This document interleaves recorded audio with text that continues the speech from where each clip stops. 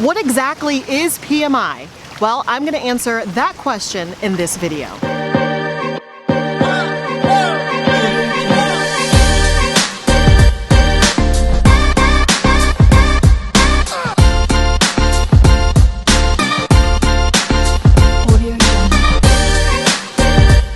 I'm Janni, Realtor and Broker Associate at Home Legacy Realty, and I help families just like yours buy and sell real estate in Southwest Florida.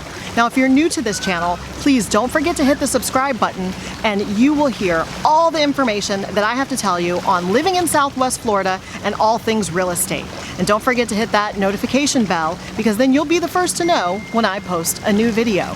Today, we really want to talk about PMI. First, to know exactly what that means, we're going to talk to Chris, and he'll give us all the details.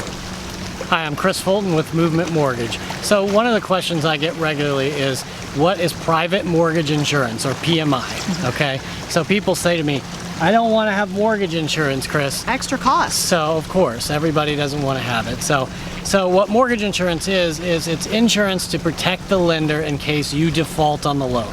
Yes. Okay, so when you're putting less money down, say, on a loan where you don't have that much equity or skin in the game, then they want you to pay mortgage insurance to make sure if you default, then they're going to get their money back. Yes. Okay, so people will often say, well, if I put 20% down, I don't have to pay mortgage insurance, and that's correct. With a conventional loan, if you put 20% down, you don't have to pay mortgage insurance.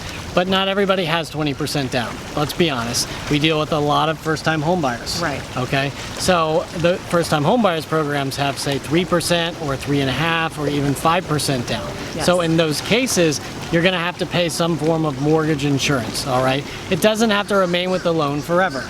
That's another one of the questions that people have is, how long am I going to be paying PMI? And that's a great question. So with conventional loans, the mortgage insurance will fall off automatically when you get to what's called 78% loan to value, or 22% equity.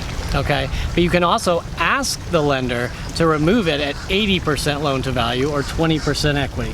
So again, if you're going to put 20% down, you don't have to pay mortgage insurance. So you would be responsible to pay for the appraisal to verify that you have that equity. Yes. But a lot of times, even after 2 or 3 years of making payments and the market has been going up, people can get rid of the mortgage insurance in a faster time than they think. And that's when they would give you a call to do a refinance. Yes, well, that's on FHA, so Yes. That's another good point. So with FHA loans, they don't offer that right now, okay? It has been passed through the House that they're gonna get rid of the mortgage insurance over time, but for right now, with FHA loans, it remains there for the life of the loan, or after 11 years, it goes down dramatically. So you wouldn't have to pay nearly as much after 11 years, but you make a good point. If you do get that equity and you're like, well, I know I have 20% equity at this point, you can call me and I'll do a refinance to a conventional loan. Now, that's a lot of great information, but everybody's different, and you might not know exactly what loan product is best for you. We did a video about that, and I'll link it right up here.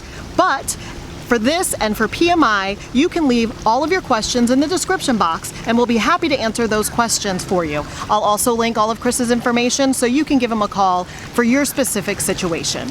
Thanks for watching our videos, and we'll see you soon.